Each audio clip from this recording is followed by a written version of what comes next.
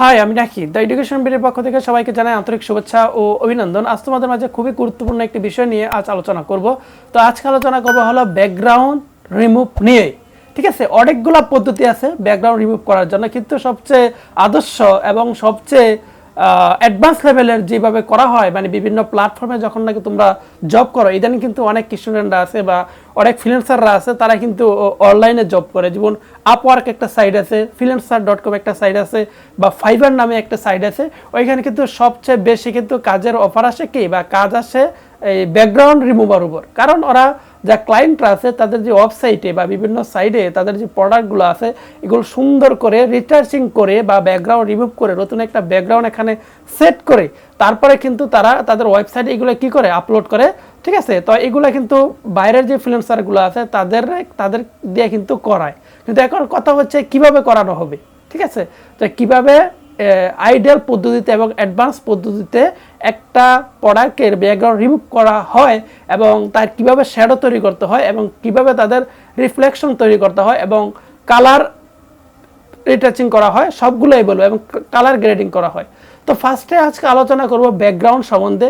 একটা বিভিন্ন যে ফটোগুলো আছে ওই ফটোগুলো কীভাবে ব্যাকগ্রাউন্ড রিমুভ করবা, তার সাথে কীভাবে রিটাচিং করবা, কিভাবে সুন্দর পদ্ধতিতে এটাকে উপস্থাপন করবা বা রিফ্লেকশন তৈরি করবা, আমার এই ভিডিওটি আপলোড করবো। আর ফাঁকে একটি কথা বলে দিই, আমার এই চ্যানেলে এডুকেশন রিলেটেড ভিডিও তো থাকবে, তার সাথে সাথে গ্রাফিক ডিজাইনের সবচেয়ে গুরুত্বপূর্ণ যে ভিডিওগুলো আছে ওইগুলোও থাকবে।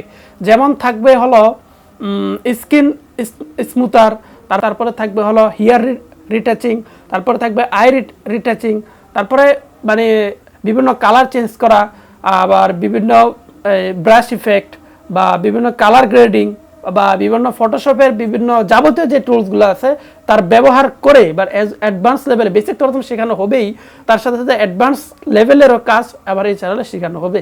তোমাদের শিখতে হলে সিম্পল একটি কাজ করতে হবে, এখানে তোমাদের কোনো পারচেস করতে হবে না, এখানে সবই আমার চ্যানেলে আপলোড করা হবে একবার অ্যাডভান্স লেভেলে। তোমরা খুব সুন্দরভাবে খুব সহজভাবে তোমরা কি করবা সেটা আমার চ্যানেলে আসবা, সুন্দর করে দেখবা আর ভিডিওগুলো শেয়ার করবা ফ্রেন্ডদের জন্য। ঠিক আছে, তো আজকে আলোচনা করব এই ব্যাকগ্রাউন্ড রিমুভ নিয়ে। তো চলে যাচ্ছে আমাদের কম্পিউটার স্ক্রিনে, লেটস গো। তো চলে আসলাম আমার কম্পিউটার স্ক্রিনে। তো এখানে তোমরা দেখতেছো যে একটি প্রোডাক্ট আমি নিয়ে এসেছি। তো এখানে যে কোনো জিনিসের বা যে কোনো প্রোডাক্ট হোক বা যে কোনো সাবজেক্ট হোক বা কোনো মানুষের ব্যাকগ্রাউন্ড রিমুভ করতে হোক, সবার আগে দুইটা জিনিস খেয়াল করবে। একটা হলো তোমার লাইট, মানে লাইটটা কোন দিক থেকে আসতেছে, আবার কোন দিকে যে পড়তেছে, মানে তার রিফ্লেকশনগুলো কি।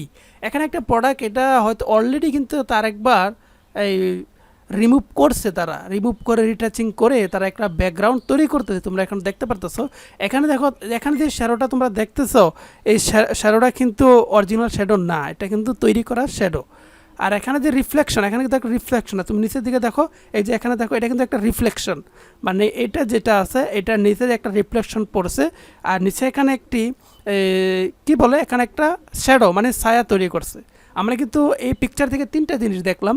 একটা হলো লাইটটা এই দিক থেকে আসছে, আর এখানে একটা শ্যাডো তৈরি করা হয়েছে, আর এখানে একটি শ্যাডো তৈরি করা হয়েছে, সেটা হলো এই সাবজেক্টের শ্যাডোটা, আর নিচে একটা রিফ্লেকশন তৈরি করা হয়েছে। তোমরা দেখতেছো নিচে কিন্তু একটা রিফ্লেকশন আছে।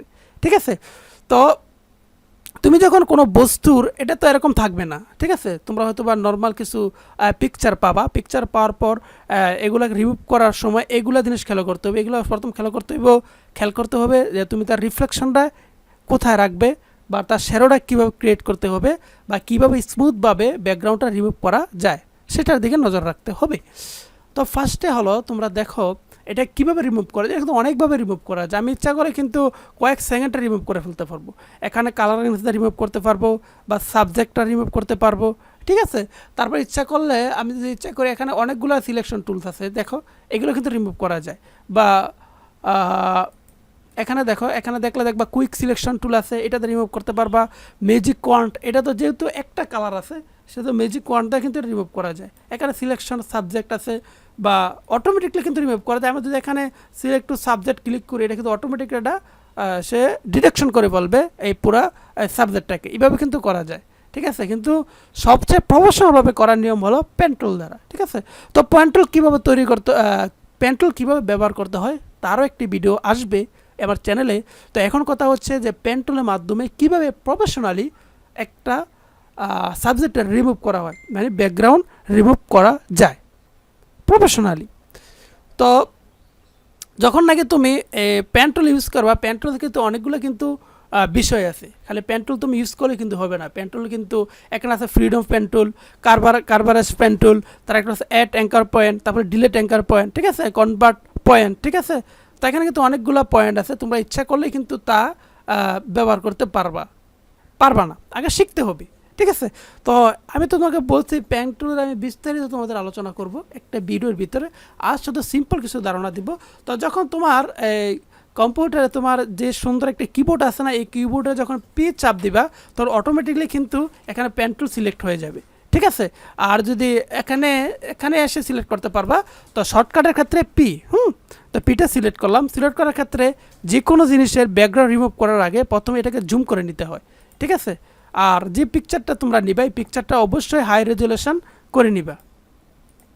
তো আমি একটু বড় করে নিলাম, ঠিক আছে। বড় করে নেওয়ার পর এখানে দেখো, এখানে কিন্তু একটা শ্যাডো আছে, এই যে এখানে একটা শ্যাডো, আর এখানে কিন্তু রিফ্লেকশন, আর এখানে একটা শ্যাডো আছে। আমরা কিন্তু শ্যাডো নিব না, ঠিক আছে। আমরা শুধু এটার ব্যাকগ্রাউন্ডটাই, আমরা শুধু এটার যে প্রোডাক্টটা আছে সেই প্রোডাক্টটাই কিন্তু আমি সিলেকশন করব, ঠিক আছে। তো পেন টুল আমি নিলাম, আমি আমার কিবোর্ডের পি চাপ দিলাম। তোমরা তোমার কিবোর্ডে পি চাপতে পারো, অথবা তোমাদের ম্যানুয়ালি এসে এখান থেকে সিলেক্ট করতে পারো। তো এখানে একটা ক্লিক করলাম, ঠিক আছে। এখানে ক্লিক করে তোমরা দেখো আবার একটা রাবারের মতো আমার সাথে কিন্তু আসতেছে। এটা কিন্তু নতুন অবস্থায় তোমাদের থাকবে না, এটা কিন্তু করে নিতে হয়। এটা করে নেওয়ার জন্য এখানে রাবার, এই যে রাবার যে অপশনটা আছে সেই রাবার অপশনটা তোমাদের ক্লিক করতে হবে, ঠিক আছে। তো রাবার অপশনটা ক্লিক করে নিবা, তখন তোমাদের এরকম একটা রাবার আসবে। তো এখানে তুমি এখানে যখন ধরবা, আমি এখানে ক্লিক করলাম, এখানে ক্লিক করে যদি এইভাবে রাখি, তোমরা দেখো যে সুন্দর করে কিন্তু হয়ে গেছে, এই যে সে কিন্তু হয়ে গেছে। আবার যতটুকু চাই তখন এতটুকু নেওয়ার পরে তুমি যখন অলটা চাপ দিবা, তখন তোমার যে সাবডে যে বাড়তি যে হ্যাঙ্গারটা ছিল বা যে ইয়াটা ছিল, পাত্রা ছিল, সেটা কিন্তু নড়বে, মুভ করবে বিভিন্ন জায়গায়, ঠিক আছে। তো তুমি তোমার যে তুমি কোন জায়গায় নিতে চাচ্ছ সেখানে তুমি সিলেক্ট করে দিবে। আমি এখানে সিলেক্ট করে দিলাম, এখানে সিলেক্ট হয়ে গেল। তারপরে যে আমি আরেকটা ক্লিক করলাম, আরেকটা ক্লিক করার পর এখানে ধরে রাখলাম। অনেকেই কী করে, অ্যাঙ্কার পয়েন্টগুলি কিন্তু ডিলিট করে দেয়, ঠিক আছে। ডিলিট করা লাগে, কিছু কিছু ক্ষেত্রে ডিলিট করা লাগে, নাইলে মিলে না, কিন্তু সব ক্ষেত্রে কিন্তু ডিলিট করা যাবে না। আমি কিন্তু এখানে একটু নন প্রফেশনাল করতেছি, ঠিক আছে, সময়ের কারণে। তোমরা আর একটু প্রফেশনালি করবো, কিন্তু তোমাদের করার ক্ষেত্রে কিছু কিছু প্রোডাক্ট আছে, যদি তুমি একটু কেটে ভিতরে নাও তাহলে কিন্তু সমস্যা নেই। এমন কিছু প্রোডাক্ট আছে তুমি কিন্তু কাটতে পারবা না, ঠিক আছে, ওইটার অন্য হিসাব। আর তুমি যখন কোনো প্রোডাক্টের দেখছো একটু কাটলে একটু সুন্দর দেখা যায়, তখন তুমি কেটে নিতে পারো, কোনো সমস্যা নেই। তো এটাকে আমি দিলাম, দেওয়ার পরে এখানে আমি আরেকটি দিলাম। দেওয়ার পরে তুমি যখন উপর থেকে টান দিবে, এটা এখন দেখো তোমার যতটুকু চাচ্ছি ততক্ষণ হচ্ছে, এখানে কিন্তু মিলতেছে না। তখন কী করবা, কন্ট্রোল প্লাস যেটা তুমি ক্লিক করবা, তখন পিছনে আসবে। পিছনে আসার পর আমি যখন এখানে দিব, এই যে দিলাম,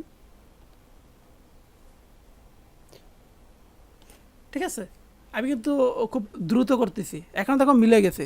তো এখন যদি আমি এখানে আনি, এখানে আনার পর একবার যদি ক্লিক করি, তো দেখো এখানে কিন্তু মিলবে, এই যে দেখো এটা কিন্তু মিলে গেছে।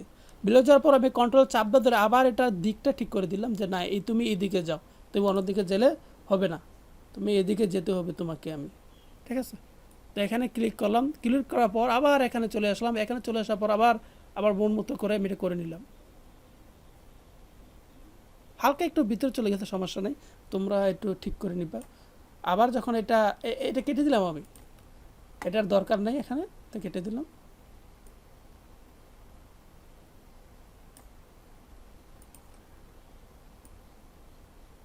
আমি তোমাদের বলেছিলাম কিছু কিছু জায়গায় কিন্তু কাটতে হয়, ঠিক আছে, কিছু কিছু জায়গা আছে তুমি ওইখানে তোমার কাটতে হবে।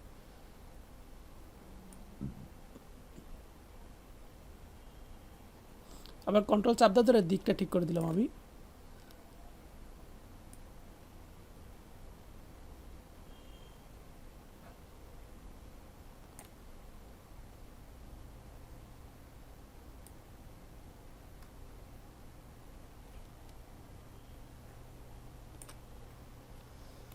আমি একটু দ্রুত করতেছি, তো তোমরা একটু প্রফেশনাল, একটু ভালোভাবে দেখে করতে হবে।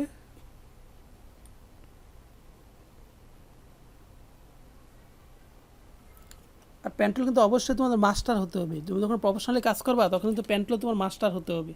পেন টুলে তুমি মাস্টার না হও তাহলে কিন্তু তুমি হবে না।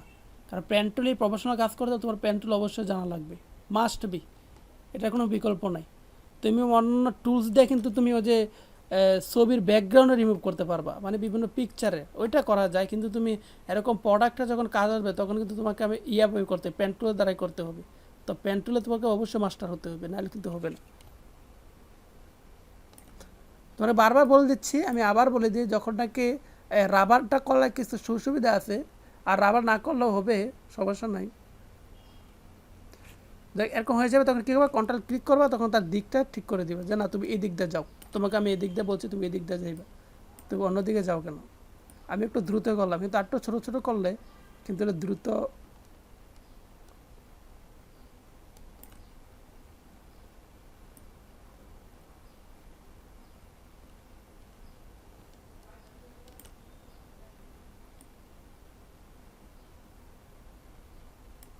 ঠিক আছে। আমি কিন্তু করে ফেললাম, আমি কিন্তু পাত্রা সিলেকশন এখানে একটু করা যেত, কিন্তু আমি করলাম না। তোমাদের যেহেতু শেখানোর পারপাসে, যখন তোমরা প্রফেশনালি করবা তখন এই দু একটা জিনিস খেয়াল করবা। এখানে থেকে একটা জিনিস কিন্তু ভুল হয়েছে, এটা কিন্তু একটা বাইরে হয়ে গেছে, তখন কী করবা, তখন এখানে যদি ক্লিক করবা তখন দেখো এখানে কিন্তু একটা মাথা বের হবে।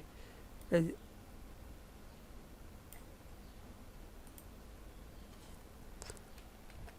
যখন নাকি সিলেকশন টুল ধরবা, যেখানে তখন নাকি ধরবা,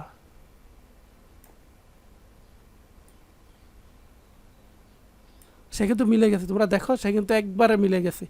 তোমরা দেখে দেখে এগুলো প্রতিটা সিলেকশন করবা। হ্যাঁ, সিলেকশন করার পরে তোমরা কী করো, এখানে যখন ক্লিক করবা এখানে মেক টু সিলেকশন, ঠিক আছে। মেক টু সিলেকশন দেওয়ার পরে তুমি ফেদার কতটুকু দিবা, ফেদার মানে তোমাদের যদি বেশি ফেদার দাও, বেশি ফেদার দেওয়া যাবে না। তুমি বেশি ফেদার দাও তাহলে কিন্তু যেটা তুমি রিমুভ করছো সেটা কিন্তু একবারে মানে একটা ফেড একটা ইফেক্ট তৈরি হয়ে যাবে। এজ মানে হলো এই সাইডগুলো দিয়া, ঠিক আছে। ফেদারটা খুবই কম দিতে হবে, 0.5 দিলে ভালো হয়, আমি 1 দিয়ে দিছি। দেওয়ার পর অনেকে কী করে এখান থেকে রিমুভ করা দেয়, কিন্তু সবচেয়ে বেটার অপশন হচ্ছে তোমরা এটাকে মার্কস করে দেওয়া, ঠিক আছে। আমি অল্টা চাপ ধরে এখন যখন ক্লিক করি তখন এটা মার্কস হয়ে যায়। তো এখানে অনেকেই বলতে পারো যে মার্কস যেটা চাচ্ছে সেটা তো হয়নি, অন্যটা মার্কস হয়েছে, ঠিক আছে। তো এটা কীভাবে করা যায়, এটা ইনভার্স করা যায়। কন্ট্রোল প্লাস যখন আই চাপ দিবা তখন কিন্তু এটা ইনভার্স হয়ে যাবে। দেখো এটা কিন্তু ইনভার্স হয়ে গেছে, এটা কিন্তু ইনভার্ট হয়ে গেছে। তো ইচ্ছা করলে আমি আবার নতুন একটা ফাইল নিতে পারবো, কন্ট্রোল প্লাস এন দিয়ে। ফাইল নেওয়ার পরে এখানে একটি সুন্দর একটা কালার আমি ইচ্ছা করলে দিতে পারি, তোমাদের যে কোনো একটা কালার তুমি দিয়ে নিবা। আমি এখানে একটি কী কালার দেওয়া যায়, এখানে একটি ব্লু কালার আমি দিচ্ছি। আমি একটা গ্রেডিয়েন্ট দিচ্ছি, গ্রেডিয়েন্ট, ঠিক আছে। আমি একটা গ্রেডিয়েন্ট দিচ্ছি ব্লুশ।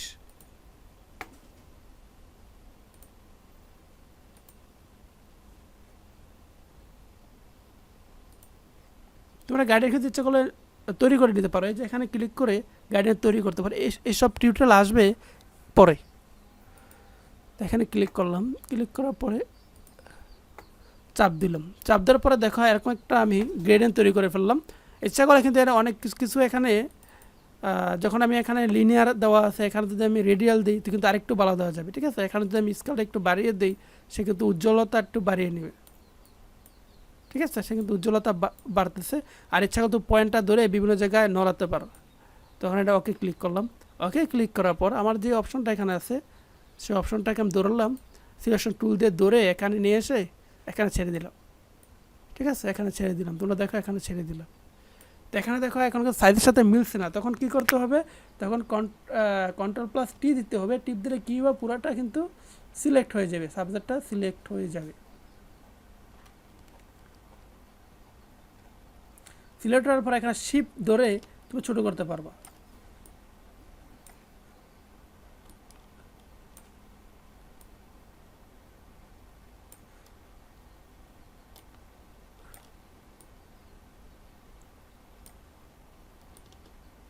এখানে শিপ ধরে সুন্দর করে, শিপ ধরলে কী হয় মানে অ্যাকুরেট হয়, মানে চতুর্দিকে অ্যাকুরেট হয়ে সেটাকে ছোট করে বা বড় করা যায়। এটা এখানে আছে সাবজেক্ট, যেটাকে আমরা ব্যাকগ্রাউন্ড রিমুভ করলাম, ওটার একটা কপি নিতে হবে। তো কন্ট্রোল প্লাস জে দ্বারা একটা কপি নিলাম, কপি নেওয়ার পর এটাকে কন্ট্রোল প্লাস টি দ্বারা একটা সিলেকশন করতে হবে। সিলেকশন করার পর এখানে ফ্লিপ টু হরিজন্টাল, ঠিক আছে, বা না ফ্লিপ টু ভার্টিক্যাল করতে হবে। তো ফ্লিপ টু ভার্টিক্যাল করলাম, করার পরে এখানে দেখো উল্টা উল্টা গেছে, ঠিক আছে। তো উল্টে চলে যাওয়ার কারণে কি করতে হবে, এটা কীভাবে রাখলাম, এবার এটাকে রাখার পর এখানে আমরা কি করে দিলাম, ওকে করে দিলাম। ওকে করে দেওয়ার পর এটার যে ইয়াটা আছে মানে ফিলটা আছে, ফিলটা কিন্তু কমিয়ে দেওয়া যায়। এই যে যদি কমিয়ে যে চলে গেছে, এই যে হালকা দেখো এখানে তো হালকা আছে, মানে এখানে বোঝা যাচ্ছে যে উপরে একটা আছে, নিচে কিন্তু একটা আছে। এটা রিফ্লেকশন, এটা কিন্তু প্রপারলি প্রফেশনালি হয় না। প্রফেশনাল করতে হলে কী করতে হবে, সেটাকে ধরে আমি যদি একটু মাস্ক করে দিই হালকা,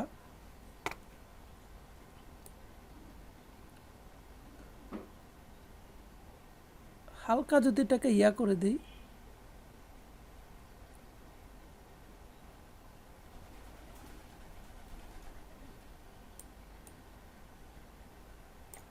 এখন দেখো এখন কিন্তু বোঝা যাচ্ছে না, হালকা একটু রিফ্লেকশন।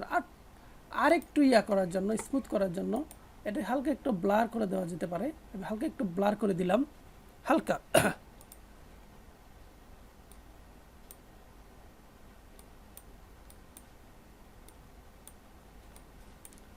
এখন হয়তো প্রফেশনালি বোঝা যাচ্ছে, হালকা একটু প্রফেশনাল লুক আসতেছে, ঠিক আছে।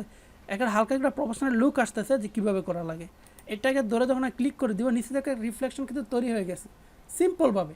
এটা কিন্তু আরও ইফেক্ট দ্বারা বা আরও ইচ্ছা করলে আরেকটু প্রফেশনালি করা যায়। তোমাকে জাস্ট নতুন তোমাদের দেখালাম, দাবে দাবে কিন্তু এখানে অনেক টিউটোরিয়াল থাকবে। তোমাদের যে টিপসগুলো আছে সেগুলো এখানে শেয়ার করবো আমার এই ভিডিওর ভিতরে।